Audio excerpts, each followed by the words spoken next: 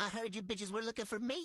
Here I go. Skelly here, guys. We're using the Hypnotic Purple Seduction, and we're doing some underarms where the hair grows two ways, so Wax Lady's gonna follow that hair growth pattern. This is some really good wags. I don't know why y'all ain't tried. This strip is damn near dry. Wax Lady, can I take it off so I can show the people? What? Wax Lady! Damn it! She don't never let me take these strips off. One of these days, guys. One of these days. Oh, that was sexy. And those underarms look smooth. Ha ha ha. You get it? Because the wax is called Sex Smooth? Ah, you guys are too slow. Anyways, we're going to do this opposite strip here, where we just follow that hair growth pattern where the hairs are growing up.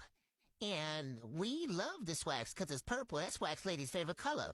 Wax Lady, let me say, oh shit. Wax Lady, I can't take nothing off. Come on, girl, you tripping. Oh, baby, them underarms looking sexy already. Do y'all see that? Do you see the glow? Ooh, little shit. I'm sorry, Wax Lady. I didn't mean to touch your titty. Please, Wax Lady, don't. Whew, yo, I got to behave, you guys.